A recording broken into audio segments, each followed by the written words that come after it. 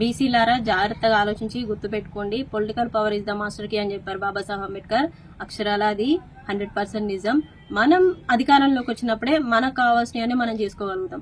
అది వదిలేసి ఓసీలకు మనం ఓట్లేసి వాళ్ళ దగ్గర భిక్షం అడుక్కుంటున్నాం. వాళ్ళు ఎందుకు ఇస్తారండి? వాళ్ళు డెవలప్ అవ్వడం కోసం వాళ్ళకి బడ్జెట్ కేటాయించుకుంటారు. కానీ మన వాళ్ళు అక్కడ లేనప్పుడు మన గురించి వాళ్ళు ఎందుకు ఆలోచిస్తారు? అమ్మ ఆలోచించినంత గొప్పగా ఏమంటారు సవితలు ఆలోచిస్తారా? వాళ్ళు మనకు సవితలతో సమానం. వాళ్ళు మనకి ఎందుకు పెట్టుతారు? వాళ్లకు ఓట్లేసి వాళ్ళ కోసం ప్రచారం చేసి వాళ్ళని గెలిపించి వాళ్ళని అక్కడ కూర్చోబెట్టి మనకు బాబు ఇవ్వండి, మాకు హెల్త్ కావాలి, మాకు ఎడ్యుకేషన్ కావాలి, మాకు ఈ సౌకర్యాలు కావాలని అడిగితే వాళ్ళు ఎందుకు ఇస్తారు? ఇస్తామని చెప్తారు, అంతే. ఇస్తామని చెప్తారు, పేపర్ మీద రాసి పెడతారు. కానీ అక్కడ డెవలప్మెంట్ జరగట్లేదు కదా. చూస్తే అర్థం కావట్లేదు మీకు. ఇప్పుడు తెలంగాణ రాష్ట్రం వచ్చి ఎన్ని సంవత్సరాలు అవుతుంది? ఇన్ని సంవత్సరాలైనా ఇంకా పోరాటం చేస్తున్నాం మనం, న్యాయ పోరాటం. మాకు ఇది కావాలి అది కావాలని వాళ్ళని అడిగితే వాళ్ళు ఏం చేస్తున్నారు? మొత్తం భూములన్నీ కబ్జా చేస్తున్నారు, వాళ్ళ పేరు మీద ట్రాన్స్ఫర్ చేసుకుంటున్నారు. అప్పుడేమో ధరణి అన్నారు, ఇప్పుడేమో దాని పేరు మార్చేసి మళ్ళీ వాళ్ళే కబ్జా చేసుకుంటున్నారు. మనకు అక్కడ ల్యాండ్ ఇవ్వట్లేదు. మనం ఏం అడుగుతున్నాం? మనం ఇప్పుడు ఎందుకోసం పోరాటం చేసినాం? తెలంగాణ పోరాటం. మా భూమి మాకు కావాలని పోరాటం చేసినాం, మనకు అదే ఇవ్వట్లేదు. ఇంకెందుకండి బీసీలు వాళ్ళ కోసం ఎందుకు మాట్లాడాలి? వాళ్ళ పార్టీలలో ఎందుకు తిరగాలి? మనం అధికారంలోకి వస్తే మనకు ల్యాండ్ వస్తుంది, హెల్త్ వస్తుంది, ఎడ్యుకేషన్ వస్తుంది, మనకు కావాల్సినవన్నీ మనం తీసుకురాగలుగుతాం. దయచేసి బీసీలారా ఆ పార్టీల నుంచి బయటికి రండి. మనం రాజ్యాధికారంలోకి రావాలి. బీసీ, ఎస్సీ, ఎస్టీ, మత మైనారిటీలన్నీ కలిస్తేనే మనకు రాజ్యాధికారం వస్తుంది. ఈ కులాల సంఘాలు ఏమైతే ఉన్నాయో అందులో ఉండి మనం చేసేది ఏం లేదు. 132 కులాలు ఉన్నాయి. ఇవన్నీ సంఘాలు పెట్టుకుని ఏం చేస్తాం? మనకు ఓటు రావాలి, ఓటు చైతన్యం రావాలి. ఓటుతో డెవలప్ ఓటేసి మన వాళ్ళని మనం గెలిపించుకొని అక్కడ చట్టాలు చేసి అసెంబ్లీలో పార్లమెంట్ లో కూర్చోబెడితేనే కదా మనకు పవర్ వచ్చేది, మనం చేయగలిగేది, మనం మాట్లాడేది. అప్పుడు మనం స్వేచ్ఛగా బతకగలిగేది. అది వదిలేసి వాళ్ళు ఏదో చేస్తారు. మాధుర్ వచ్చిండు, మారా వచ్చిండు, మా మేడం వచ్చింది, మా దొరసాన్ వచ్చిందని వాళ్ళ చుట్టూ ఎన్ని రోజులు తిరుగుతారు? ఏం చేస్తారు? మహా అయితే ఒక పూట భోజనం పెడతారు. ఎలక్షన్స్ అయిపోయేదాకా కావాల్సినంత డీజిల్ పోయించి బండ్లలో దిగుతారు. అంతకుమించి ఏం చేయరు కదా. వాళ్ళ పిల్లలతో సమానంగా మిమ్మల్ని కూర్చోబెట్టరు కదా.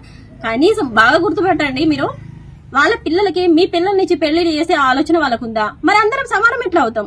ఆ విషయం ఎప్పుడైనా ఆలోచించలే మీరు? అంత దూరం ఎందుకు ఆలోచించారు? ఎప్పుడు వాళ్ళని అక్కడ ఆ స్థాయిలో చూస్తూ మనం ఇంతే అనుకుంటే ఇంకెప్పుడు డెవలప్ అవుతాం?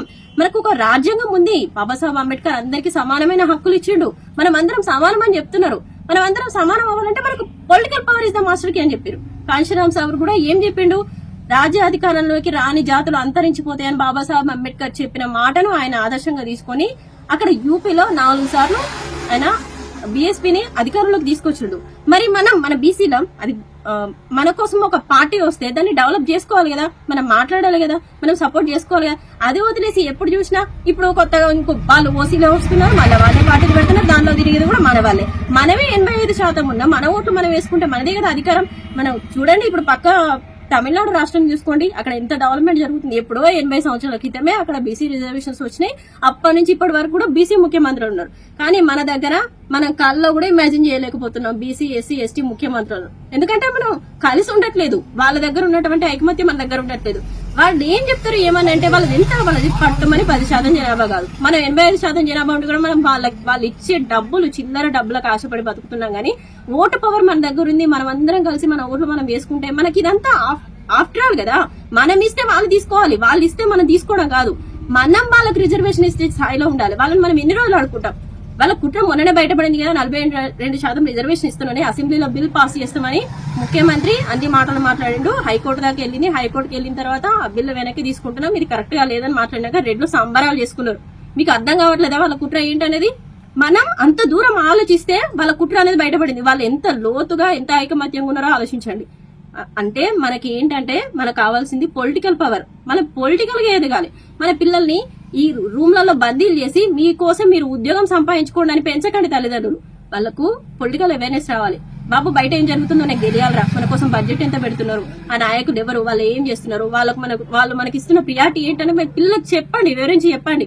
ఎప్పుడు చూసినా ఉద్యోగం మనం ఉద్యోగం వేటలోనే 50 సంవత్సరాలు గడిచిపోతే ఇంకెప్పుడు మనం అధికారంలోకి వచ్చేది? కొంచెం తల్లిదండ్రులు మీరు కూడా ఆలోచించండి. పిల్లల్లో పొలిటికల్ అవేర్నెస్ తీసుకురండి.